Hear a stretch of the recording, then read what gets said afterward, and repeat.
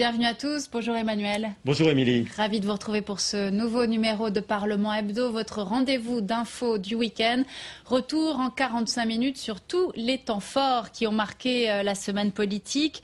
Avec une mobilisation réussie pour les syndicats jeudi, il y avait plus de monde dans les cortèges que le 19 janvier dernier. Pour autant, le gouvernement ne lâche rien. Est-ce que cela va aggraver la crise sociale? C'est toute la question. En tout cas, les réponses à apporter à la crise divisent la majorité. L'UMP, Pierre Méneury, a joué les rebelles cette semaine en proposant de remettre en cause le principe du bouclier fiscal. On y reviendra. Et puis, c'est un grand changement de cap pour la politique étrangère française. La France est pleinement de retour dans l'OTAN. C'est l'autre temps fort de ces derniers jours. Députés et sénateurs en ont débattu dans leurs hémicycles respectifs. Des sujets dont on va parler, Emmanuel, dans cette émission, avec un eurodéputé évidemment très à l'aise sur les plateaux de télé. Oui, notre invité, un homme de médias qui s'est ancré dans la politique avec un horizon plus large que l'Hexagone. Vous êtes sur le point de dire, en canaillé. Si vous le pensez. Jean-Marie Cavada, bonjour. Bonjour à vous. Merci d'être sur ce plateau. Depuis 2004, vous êtes parlementaire européen et vous allez être chef de file pour le nouveau centre sur la liste UMP de la région Île-de-France, UMP donc nouveau centre, lors des prochaines européennes en juin prochain. Alors après quelques décennies dans l'audiovisuel et la carrière que l'on sait, vous avez d'abord partagé en politique les combats de François Bayrou jusqu'à la présidentielle. Et puis l'an dernier, ça a été la rupture. Vous êtes rapproché de l'UMP pour les municipales. Vous souhaitiez incarner l'indépendance, l'apport de ce qu'on appelle parfois la société civile dans la politique. Est-ce que ça ne vous gêne pas d'être rallié à Nicolas Sarkozy, d'avoir quitté le camp des non-alignés? Alors, quelle est la situation? On est dans une crise dans ce pays depuis non seulement la crise financière que nous connaissons maintenant et qui ouvre les yeux à tout le monde, mais on est dans une crise dans ce pays depuis de longues années où déjà l'endettement est tout à fait extravagant et deuxièmement où les systèmes sont rouillés et vieillis et où plusieurs gouvernements se sont cassés les dents aux réformes. Je ne citerai que pour mémoire la chute épouvantable du gouvernement socialiste dans les années 90-93 et puis le choc et le refus et je dirais le rejet de la politique d'Alain Juppé, tout le monde a en mémoire les grandes manifestations de 95. Ceci témoigne surtout du fait que notre pays n'a pas trouvé l'accord social et je dirais le tempo non plus, pour rénover ces structures qui sont absolument nécessaires. Et c'est ça que j'ai voulu faire en soutenant la politique de réforme du président de la République. On peut avoir, dans bien des cas, d'ailleurs, ses propres réserves. L'essentiel n'est pas là. L'essentiel est de voir un pays au bord de la très grosse difficulté. Et il n'y a que deux attitudes. Chanter les louanges de la crise en attendant que tout se casse sa figure pour quelques-uns qui espèrent récupérer les morceaux. Ça n'arrivera d'ailleurs pas comme ça. Ça ne se passe jamais comme ça. Ou donner un coup de main. Là où il faut lui donner un coup de main, c'est ce que j'ai choisi. Donc on peut dire Jean-Marie Cavada est sarkozyste aujourd'hui ou c'est plus complexe que cela? C'est plus complexe, mais moi sur le plan du courage des réformes de l'homme et de l'équipe, je n'ai aucune restriction. Après, les solutions sont bonnes, elles sont moins bonnes. Personne ne fait dans la perfection, mais par-dessus tout, moi, ce qui me fait peur, c'est le très grand désordre dans lequel vit notre pays depuis de longues années, depuis presque une vingtaine d'années. On va en évoquer quelques aspects. On va feuilleter l'actualité de la semaine avec à la une lundi les dangers de la vie à crédit.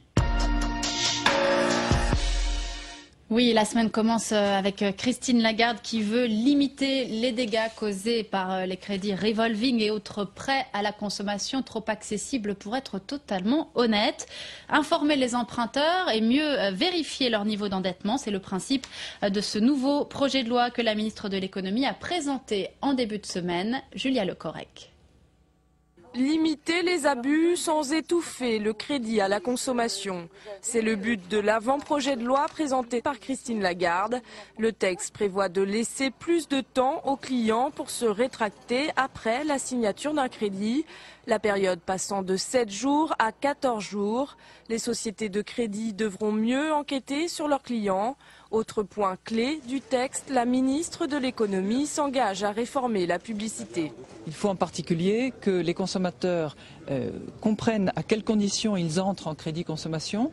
Et je veux, de ce point de vue, qu'un exemple précis, qui sera le même sur toutes les publicités, figure et indique le taux, les mensualités et la durée du crédit consommation. Je veux également que figure sur les publicités une mention très claire, très précise, qui dira un crédit ça engage, un crédit ça se rembourse.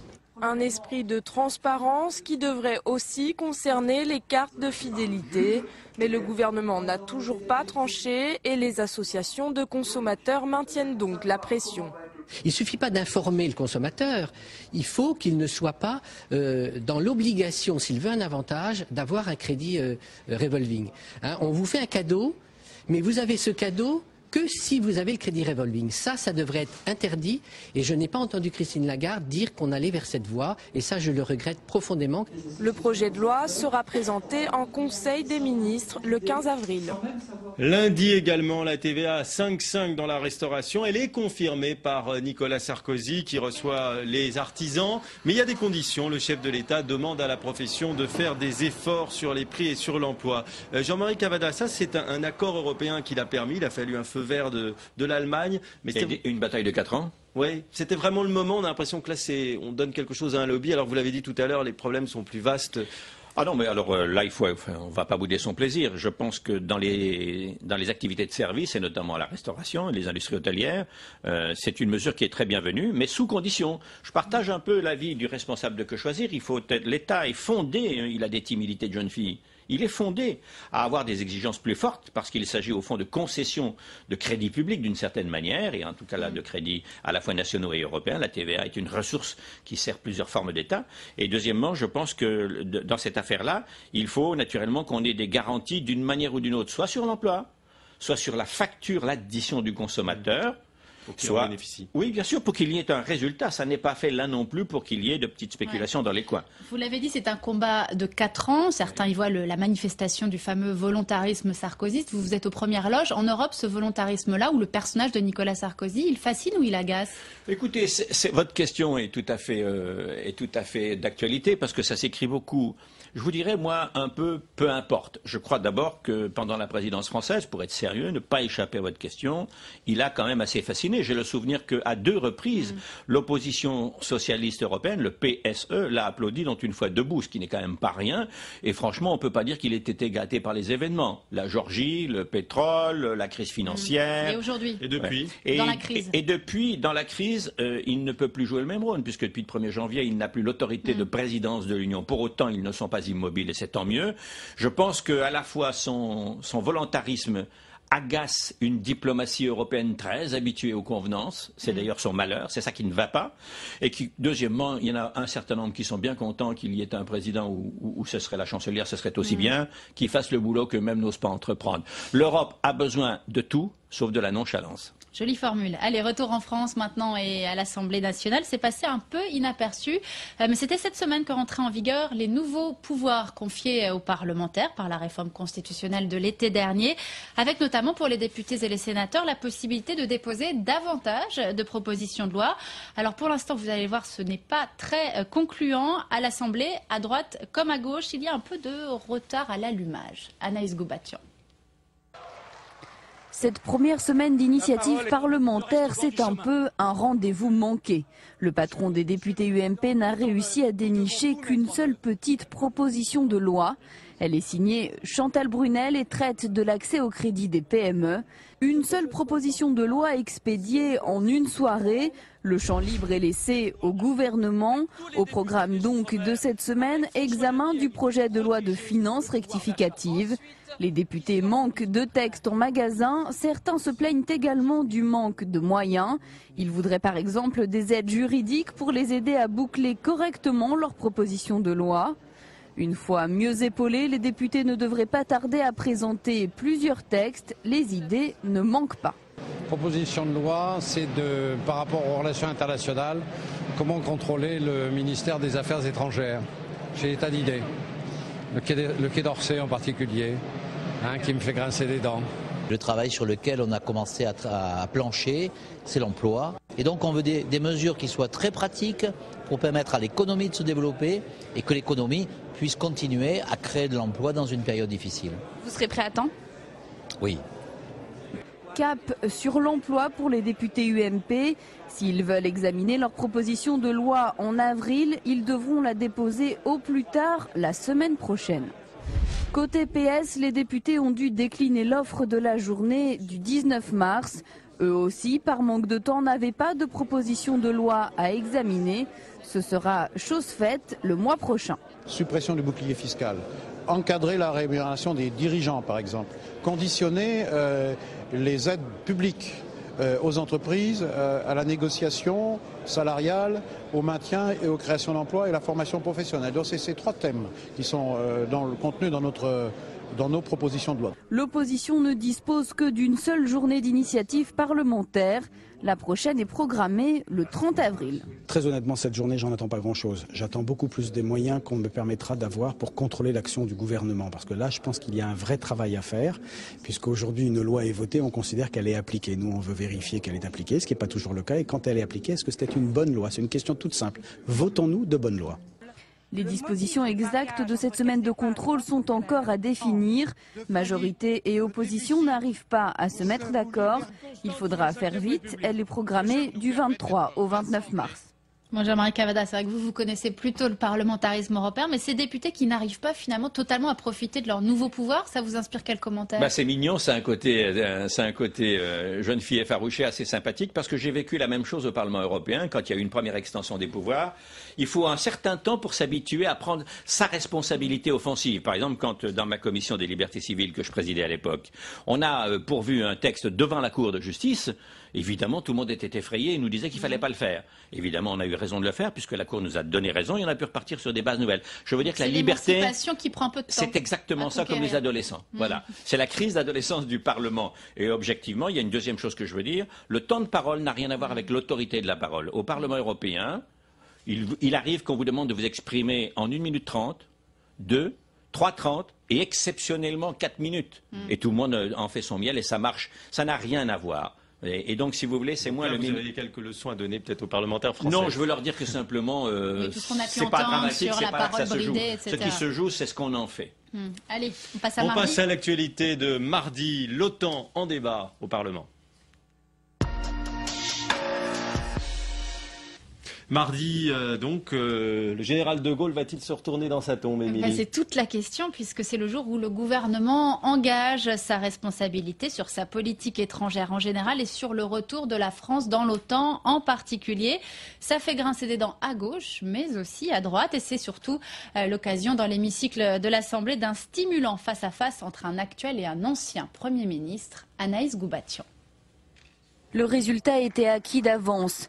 En engageant la responsabilité du gouvernement, François Fillon n'a pris aucun risque. Israël, Syrie, Darfour, le Premier ministre s'est livré à un discours général de politique étrangère. La question de l'OTAN est abordée, bien sûr, un simple ajustement selon lui. La France, alliée mais pas vassale, fidèle mais insoumise, toujours fraternelle mais jamais subordonnée. Voilà la nature de notre relation avec l'Amérique. La politique étrangère, c'est une action pour un idéal à travers des réalités.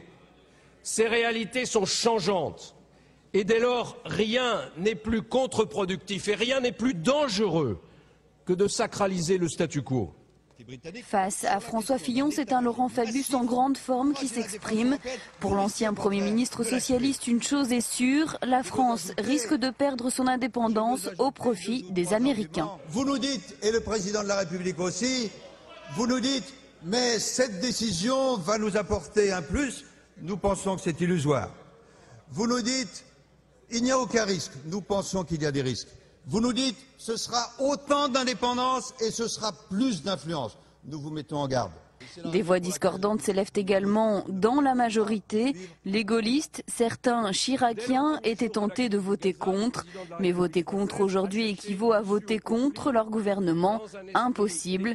Alors, tout en diplomatie, ces députés réfractaires expliquent pourquoi ils sont contre la réintégration de la France dans le commandement intégré de l'OTAN. Quel avantage allons-nous tirer de cette perte d'originalité et de singularité ? Puisque nous pesons déjà si lourd et que toutes les décisions, justement, s'y prennent à l'unanimité, de quelle influence supplémentaire allons-nous disposer? François Baroin, le protégé de l'ancien président Jacques Chirac, renouvelle malgré tout sa confiance au gouvernement de François Fillon, mais conclut: la confiance n'efface pas les regrets. Comme le Parti socialiste, il déplore l'effacement de la défense européenne au profit de l'OTAN et demande qu'un rapport annuel du gouvernement sur cette question soit rendu au Parlement.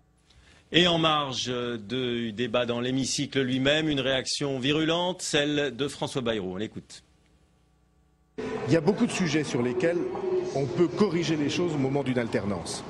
L'engagement de la France dans le commandement intégré de l'OTAN, ce n'est pas un claquement de doigts qui peut le corriger parce qu'on a échangé des plans militaires, on a instauré des systèmes de commandement. Et donc la responsabilité du gouvernement est très lourdement engagée sur ce sujet et c'est la raison pour laquelle il faut voter contre. Je considère que la France abandonne là quelque chose d'infiniment précieux qui était le signe de son indépendance. La France abandonne-t-elle un signe de son indépendance, Jean-Marie Cavada? Je crois que c'est une question où il faut prendre les arguments des contradicteurs ou des adversaires politiques, quels que soient parfois leurs motifs, et ils ne sont pas tous du niveau de la géopolitique internationale, on le sait bien. Il faut les prendre au sérieux. En réalité, nous verrons s'il y a des avantages importants à la lumière des premières interventions ou des premières négociations politiques pour intervenir dans l'OTAN. On verra par exemple si, je l'espère que non, mais ça peut toujours arriver, une situation identique à l'Irak se reproduit. Quel est le poids que les commandements qu'on nous a promis, qui nous seraient attribués, pourront exercer pour, je dirais, modifier, ne pas empêcher cette intervention ou quelque chose de ce genre. Pour le reste, je veux souligner quelques contradictions. Il me semble que toute la mouvance socialiste, pendant très longtemps, avec de vrais arguments d'ailleurs, souhaitait la réintégration de l'OTAN, y compris pour François Mitterrand, y compris en 1978. Par conséquent, à la veille, à 3 ans de la présidentielle et de son arrivée à l'Élysée. Donc il y a un changement là qu'on nous motive parce que le mur est tombé, mais il y a d'autres murs. Et à mon avis d'ailleurs, plus dangereux probablement, parce que la frontière de l'adversité n'est pas délimitée, elle est partout. Il y a pour les centristes la vieille vocation de Jean Le Canuet. J'entendais tout à l'heure M. Bayrou dire qu'en effet, il n'acceptait pas cette décision. Alors ça veut dire que brutalement, cette famille est devenue, je dirais, plus ardente pour fleurir les mannes du général de Gaulle qu'elle ne le fut pour servir sa politique. C'est pourquoi je ne crois pas trop tout ça. Il y a des risques à avoir pris cette décision et nous verrons lors de la première question de fond si oui ou non nous avons des bénéfices réels. Puisque vous parlez de M. Bayrou, comme vous dites, votre ancien ami, la petite musique bayrouiste à l'Assemblée ou ailleurs, elle a quel impact sur l'opinion partant de crise aujourd'hui? Le discours ni droite ni gauche, etc. Oui, écoutez, moi j'ai quitté la sphère Bayrou parce que je trouve qu'elle spécule sur la ruine du pays. Et qu'elle attend que ça se casse la figure pour améliorer ses chances d'arriver au pouvoir. Je ne supporte pas ça. J'ai été très déçu par l'inaction lors de la présidentielle que nous avons vue et par conséquent je ne veux pas être de ceux, encore une fois, qui sont au bord de la rivière en disant un cadavre, 2 cadavres, 3 cadavres, tant mieux. C'est une espèce de Cassandre pour vous? Oui, c'est trop dangereux pour nous tous. Oui, c'est une position de Cassandre un peu en effet, mais ils ont sans doute d'autres mérites. Le cas de personne ne m'intéresse plus et la stratégie de cet ensemble, de cette mouvance est encore à définir. Pour l'instant, elle a changé d'alliance. Et ça, même si je comprends très bien tactiquement le bénéfice, mais on n'est pas là pour faire de la tactique. On est là pour aider un pays qui est au bord de la ruine à se redresser. Et ce sera une entreprise de plusieurs années, à mon avis. Il y faudra bien des concours. Ce gouvernement n'y suffira sans doute pas. Allez, j'en reviens maintenant à ce qui a été le grand feuilleton de la semaine à l'Assemblée nationale, l'amendement de Pierre Ménuri à l'occasion du collectif budgétaire. Le président de la Commission des affaires sociales a quelque peu agacé, irrité ses amis de l'UMP en proposant de revenir sur certaines dispositions du bouclier fiscal, de quoi relancer un éternel débat qui était jusque-là l'apanage de la gauche. Faut-il faire payer les riches? Le récit avec Chloé Buffard. Défendre le bouclier fiscal face à la gauche, le gouvernement a l'habitude. Allez-vous revenir sur ces cadeaux fiscaux? Allez-vous supprimer le bouclier fiscal? À question directe, réponse directe, non. Bien sûr que non. Parce que le bouclier fiscal, monsieur le député, contrairement à ce que vous croyez, c'est tout simplement une mesure de justice, et je le redis. Et en réalité, peut-être... vous dites que c'est du culot, moi je vous dis que votre manière de poser votre question, c'est de la gesticulation pure et simple. Plus difficile de faire face à une fronde d'une partie de sa majorité, la tendance centriste. Pierre Megnery défendra un amendement au collectif budgétaire qui prévoit de créer une nouvelle tranche d'impôt pour les plus riches. Objectif, plus de justice sociale en cette période de crise. S'il y a un plafond à 50% des revenus, il doit aussi y avoir un plancher. Parce qu'il y a des bonus aujourd'hui et des rémunérations excessives qui sont particulièrement choquantes dans la crise actuelle. Donc le débat est ouvert, chacun doit respecter les positions des autres. Et moi je dis, si ce n'est pas aujourd'hui, c'est dans les mois à venir, dans le prochain débat budgétaire. Plus direct encore, René Coineau réclame la suppression pure et simple du bouclier fiscal. Pourquoi faire tout ce drame, toute cette affaire autour de quelque chose qui finalement, sur le plan financier, est assez minime, mais qui sur le plan symbolique revêt d'un côté un aspect très fort, et si on le suspendait, revêtirait aussi un aspect symbolique important. Un débat malvenu pour la majorité en cette période de crise et de tension sociale. Alors dès la sortie de la réunion du groupe UMP, Jean-François Copé rappelle ses troupes à l'ordre. Je reconnais, c'est beaucoup moins à la mode que de dire allez on va faire payer les riches. Mais en même temps, voilà, il faut avoir l'esprit de responsabilité. Et aujourd'hui, les riches, ils payent déjà beaucoup d'impôts. Et je pense qu'il y a un moment où s'ils en payent trop, ils vont repartir à nouveau. Crise ou pas crise, pas question de toucher au bouclier fiscal. Mesure symbole du début de mandat de Nicolas Sarkozy. Voilà, je disais tout à l'heure, c'était un véritable feuilleton puisque cet amendement Megnery a été adopté en commission des lois, puis bien sûr rejeté dans l'hémicycle. Jean-Marie Cavada, vous donnez raison à qui dans cette histoire? Alors d'abord, il faut savoir quelle est la nature du problème. La nature du problème, au fond, elle est simple, c'est est-ce que les mesures de relance qui ont été dans un premier plan présentées à l'opinion et qui sont en train d'être accélérées dans leur mise en place actuellement, d'ailleurs on se demande pourquoi il faut les accélérer, par parenthèse, si on les présente, elles doivent rentrer tout de suite en fonction, ces mesures de relance, elles sont ressenties par beaucoup comme insuffisante. Alors il y a deux niveaux à cette histoire. La première, c'est un niveau européen. Je suis très étonné que dans notre pays, y compris dans cette Assemblée, il n'y ait pas un débat sur cette affaire. Car quand même, qu'est-ce que nous avons vu à l'automne dernier? Nous avons vu des tentatives de plan européen, un plan communautaire, n'est-ce pas, décidé ensemble et qui s'applique à tout le monde selon d'ailleurs des modalités différentes parce qu'on n'est pas tous dans la même situation économique, mais un plan communautaire. Ce plan communautaire, on a vu plusieurs partenaires faire la fine bouche. L'Allemagne, je rappelle, qui n'est pas un des moindres, qui ne voulait pas pour les banques, puis ensuite pour l'industrie automobile, et quelques mois plus tard, on a aidé à sauver une banque en la nationalisant quasiment, et deuxièmement, il y a un plan d'aide à l'industrie automobile. Alors, qu'est-ce qu'on fait en France? Alors, premièrement, il faut un emprunt communautaire pour un certain nombre de secteurs que nous ne voulons pas abandonner pour deux raisons, source de technologie et surtout source d'emploi qu'on ne peut pas laisser tomber.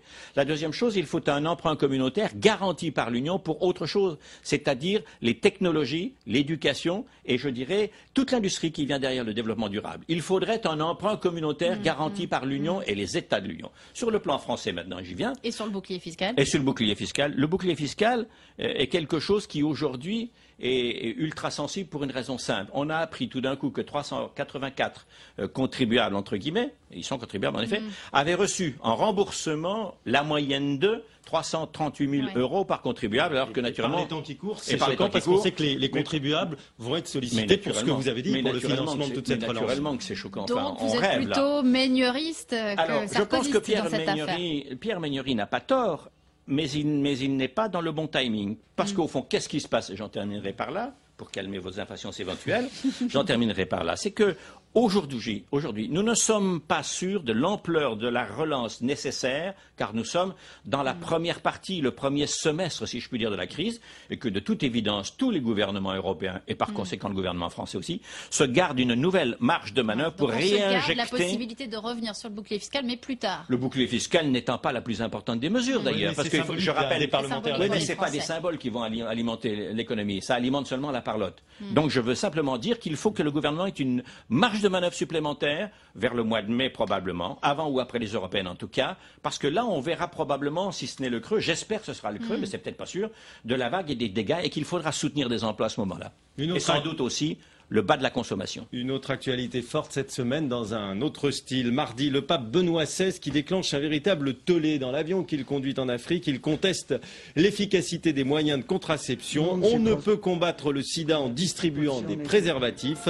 Ça aggrave même le phénomène. Jamais un pape n'était allé aussi loin dans la condamnation du préservatif. Est-ce que comme beaucoup, ou comme presque tout le monde, vous avez été choqué par ces propos, Jean-Marc? C'est pire que choqué. Je suis stupéfait de l'inutilité du comportement de ce pape dans ce domaine où le mieux qu'il puisse faire, sans compter qu'on pourrait aider davantage, ce serait de se taire. Parce que, que l'on soit pour ou contre, je ne comprends même pas qu'on soit contre. La moitié des dignitaires de l'Église en usent. En Afrique et ailleurs, ça suffit maintenant tout ça, mais au moins qu'on ne contrarie pas les campagnes de santé qui empêchent les gens de mourir, à moins qu'il y ait un remède miracle, et si je puis dire, en matière de miracle, c'est le moment d'en faire preuve. Donc c'était totalement malvenu, totalement à contrepoint, et puis quand même derrière tout ça, ceci boucle un cycle totalement détestable de l'organisation des pouvoirs et de la pensée de cette papauté. Ça me fait quand même cruellement penser, en matière de santé publique, pour ne parler que de ça, sans compter les relents quand même de négationnisme, à un côté Pie XII qui ne dit pas les choses clairement à la satisfaction de la morale publique et je dirais aussi de l'autorité évangélique de l'Église. Allez, on passe à la journée de mercredi où l'on reparle du sort réservé aux plus riches par temps de crise. Mercredi, donc, un nouveau bras de fer sur les rémunérations des patrons. Le gouvernement pose un ultimatum au MEDEF. Laurence Parisot a 15 jours pour interdire les bonus aux dirigeants qui licencient. À la veille de la journée de mobilisation sociale, les ministres de l'économie et du travail mettent la pression sur le patronat. Alain Ritchie. C'est un véritable ultimatum. Christine Lagarde et Brice Hortefeux donnent 15 jours au MEDEF pour supprimer les bonus des patrons qui licencient. Brice Hortefeux et moi-même souhaitons simplement que l'ensemble des organisations patronales mettent en œuvre ces recommandations et nous avons écrit donc au MEDEF en particulier pour que ce soit fait dans des délais rapides. Plus de 36% du salaire des grands patrons serait ainsi sous surveillance, inacceptable en ces termes pour le MEDEF. Comment voulez-vous que l'État ou qui que ce soit fasse une injonction vis-à-vis du secteur privé concernant les organes sociaux d'entreprise? La vague de suppression d'emplois a mis une autre question sur la table. Faut-il demander le remboursement des aides publiques aux entreprises qui licencient ? L'État, les collectivités locales et la Commission européenne versent 65 milliards d'euros d'aide aux entreprises.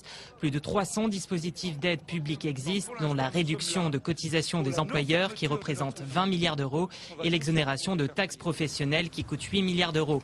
Alors faire rembourser les aides publiques aux entreprises qui licencient, c'est plutôt improbable. Le problème, c'est qu'il existe un grand nombre d'entreprises qui sont en difficulté dans des secteurs difficiles comme le textile, la chaussure, etc. Et ces entreprises qui licencient parce qu'elles sont concurrencées par l'étranger ou parce qu'elles n'ont plus de débouchés, on ne peut pas en plus les priver de toute aide publique parce que ça serait les condamner à la fermeture immédiate. Le patronat reste en tout cas sous pression du gouvernement, une pression qui viendra demain de la rue.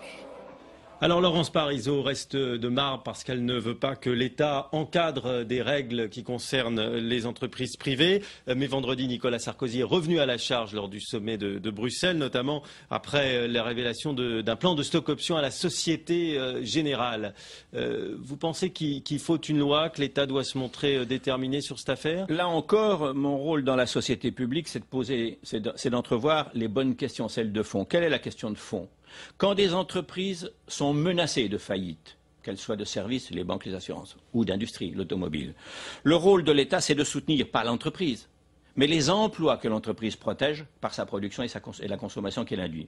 Et donc, si on soutient une entreprise parce qu'elle est en difficulté, c'est pas pour soutenir l'actionnaire, c'est pas pour soutenir les rémunérations des dirigeants.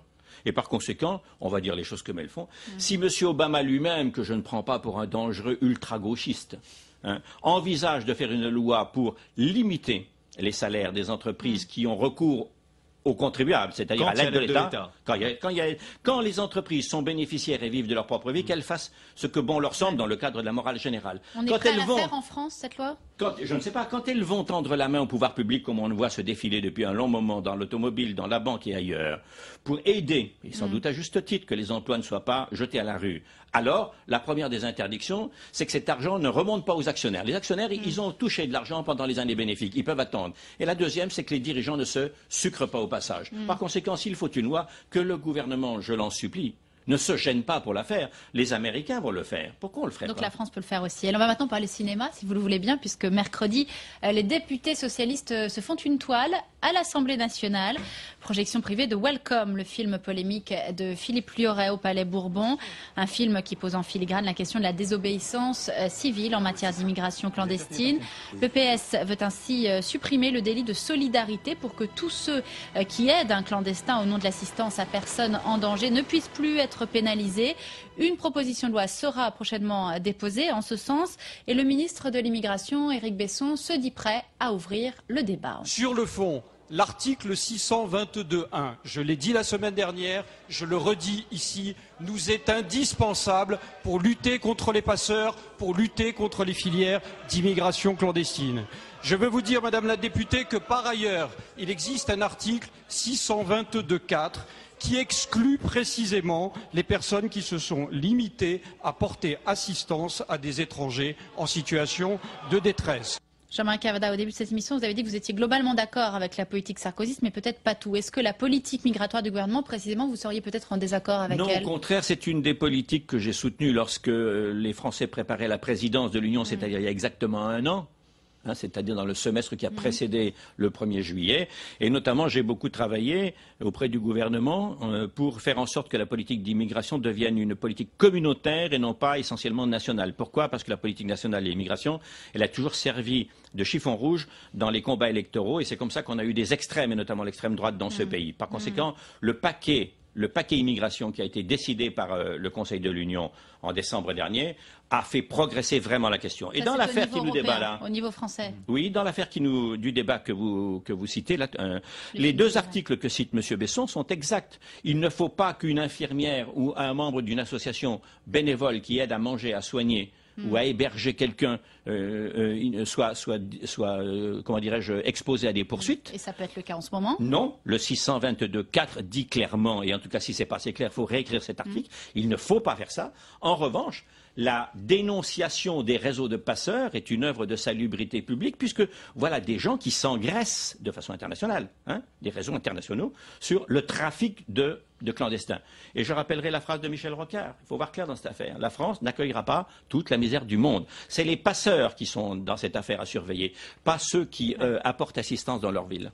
Au Sénat, jeudi, un consensus se dessine autour de la réforme des collectivités territoriales. Parallèlement à la commission Balladur, une mission du Sénat a été conduite par le sénateur UMP Claude Belot sur l'organisation des collectivités territoriales. Ces conclusions commencent à être débattues dans l'hémicycle. L'ambiance est animée, mais des points de convergence se dégagent, au-delà d'ailleurs des clivages partisans. Fabrice Cunet. Dans les rangs du Sénat, une question fait l'unanimité. La création de grandes métropoles, c'est une des propositions de la mission Belot. 5 ou 6 communautés d'agglomération au pouvoir élargi, histoire d'être plus compétitive en Europe. Je suis favorable à leur création pour une raison toute simple, c'est qu'elles existent déjà dans les faits. La réforme des collectivités locales fait débat. Principal point de désaccord, la mise en place ou non de conseillers territoriaux, comme le souhaitent les parlementaires de la majorité. Cette proposition repose sur la conviction qu'il faut des élus communs pour supprimer la concurrence entre les deux niveaux de collectivité et permettre une véritable clarification des compétences et une véritable simplification administrative, source d'économies et de meilleurs services rendus aux usagers. Le mode d'élection des conseillers généraux, c'est l'un des points d'interrogation de la mission Belot. La mission ne s'est pas mise d'accord à ce jour sur le mode de scrutin relatif à l'élection de ces conseillers généraux. Entre plusieurs hypothèses, elle n'a pas aujourd'hui arbitré. Une chose est acquise, le Sénat ne veut pas supprimer de collectivités locales, mais souhaite une meilleure répartition des rôles entre elles. Pour le reste, la mission Belot a encore 2 mois pour s'entendre et rendre son rapport définitif sur cette réforme. On passe maintenant à l'actualité de jeudi, journée de grève et surtout journée de manif.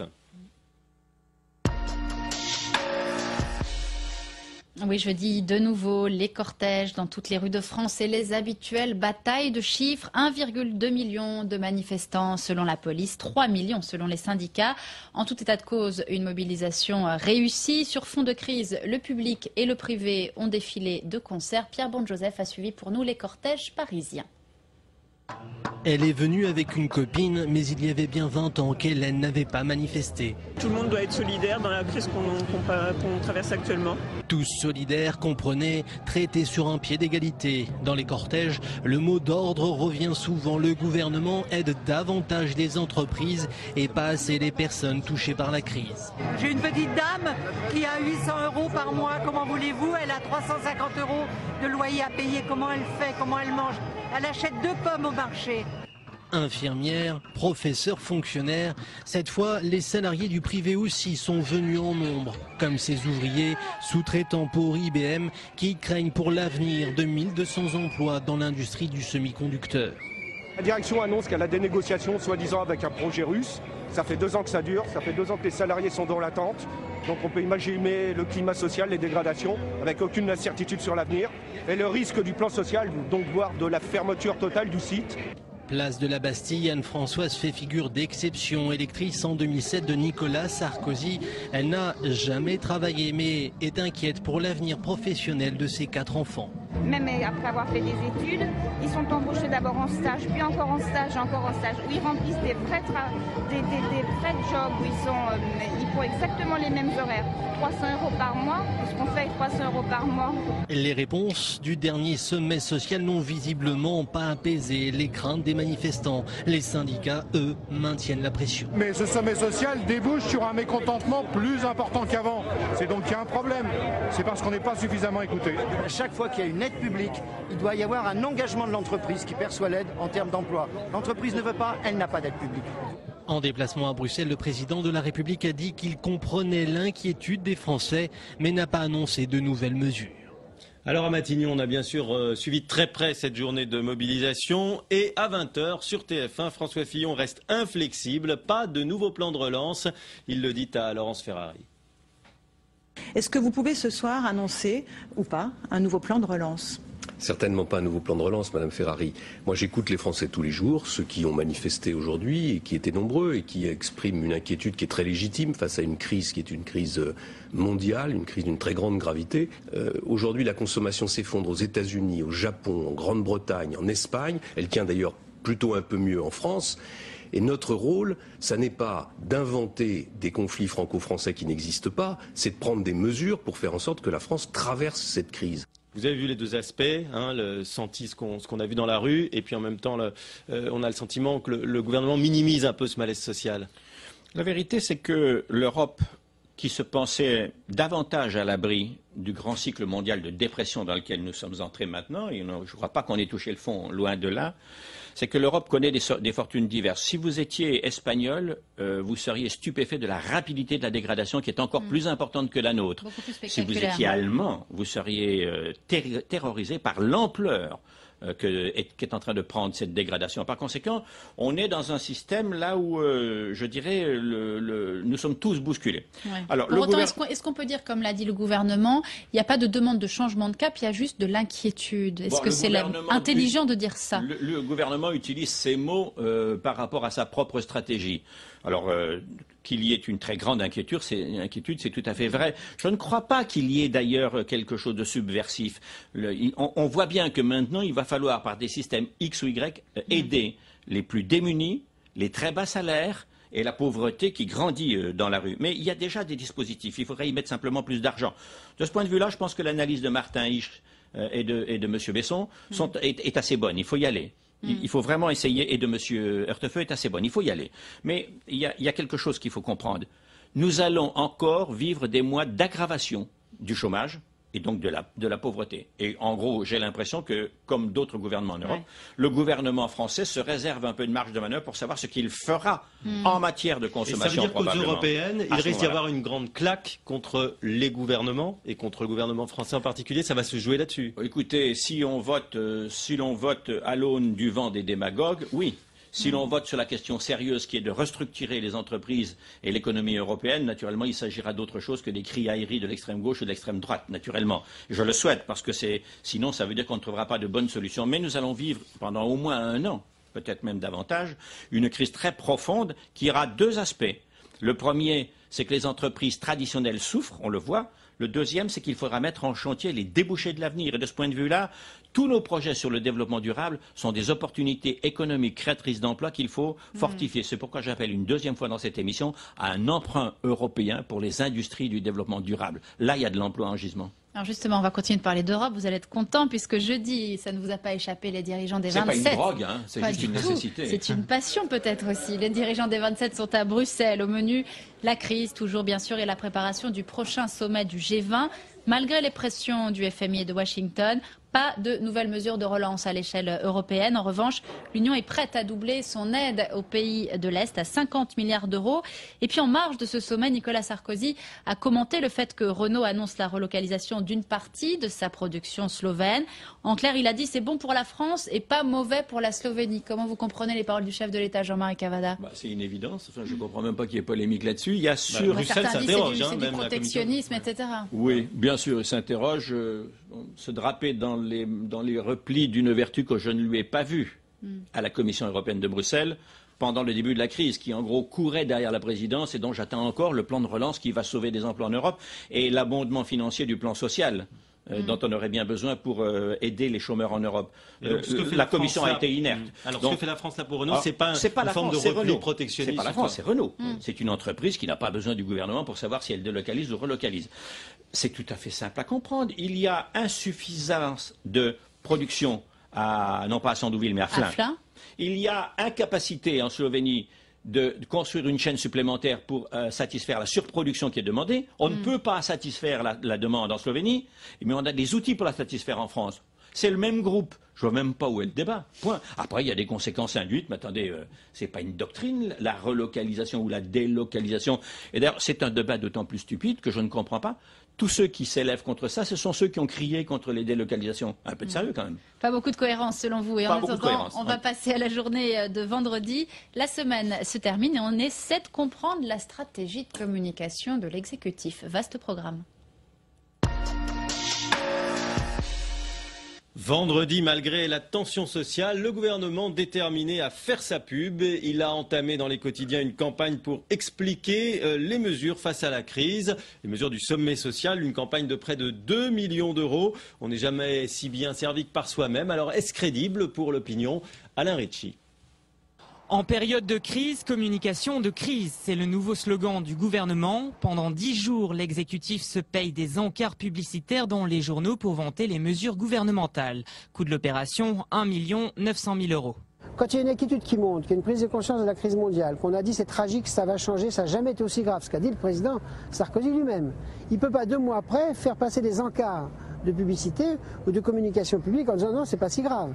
Pour la communication de crise, il y a bien sûr des budgets débloqués, mais surtout des équipes très fidèles. Le secrétaire général de l'Elysée, Claude Guéant, a fait le ménage. Fini la réunion des ministres chouchous du président trop bavard. Retour aux fondamentaux avec Brice Hortefeux, le ministre des Affaires sociales, Xavier Bertrand, le secrétaire général de l'UMP et quelques conseillers directs du président.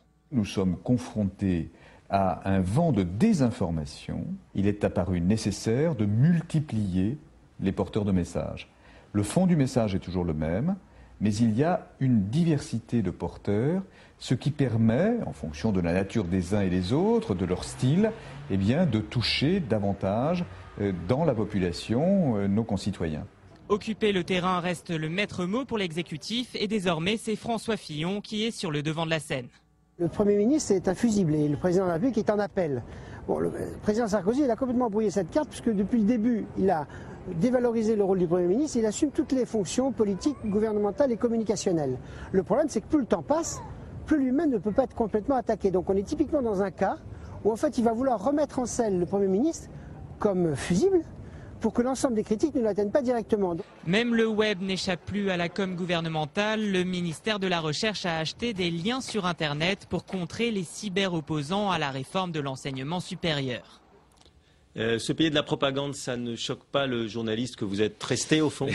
Écoutez, j'ai trop vécu dans les milieux de la communication pour en connaître les limites. La meilleure communication, c'est une bonne politique. Après, ça va tout seul. Deuxièmement, je pense que cette crise va obliger la présidence de la République à répartir les rôles. Et ça, c'est une bonne chose. Il faudrait, pour la stabilité de nos institutions, il ne faudrait surtout pas que la parole du président s'use. Parce qu'à ce moment-là, même dans je ne le pense pas encore, en tout cas, je n'ai pas les études pour en parler. Possible. Non, mais c'est un risque. Regardez Obama, qui, après seulement 3 mois de pouvoir, même pas d'ailleurs, 2 mois de pouvoir plein, a fait jeudi soir de la semaine qui est achevée, a fait jeudi soir une émission, c'est un peu comme si Sarkozy allait chez Jean-Pierre Foucault ou chez... Vous voyez? En 2 mots, vous lui donnez quel conseil au président de la République? La parole rare est toujours une parole chère, et donc il faut faire attention dans les temps de crise de rester, je dirais, un recours de confiance. C'est très important. Après, il y a des gens en dessous pour faire. Eh bien, ce sera le mot de la fin. Merci beaucoup, Jean-Marie Cavada, d'être venu dans Parlement Hebdo. Et avec Emmanuel, on se retrouve bien sûr vendredi prochain. Même endroit, même heure. À la semaine prochaine.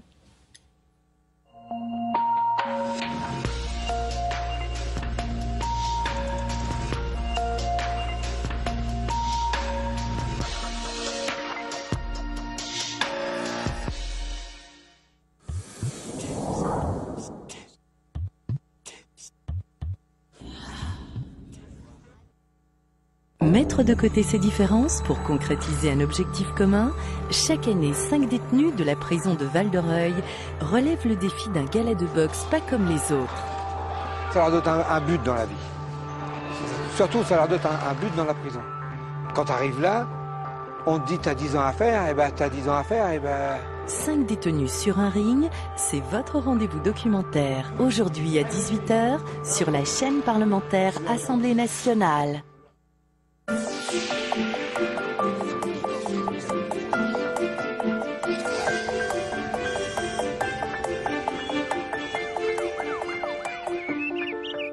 Changeons d'air, le magazine des économies d'énergie, c'est parti. Au sommaire, vos conseils malins pour réduire la consommation énergétique de la maison. Jean-Louis Borloo, ministre de l'écologie, de l'énergie, du développement durable et de l'aménagement du territoire, reviendra pour nous sur les enjeux du développement des énergies renouvelables.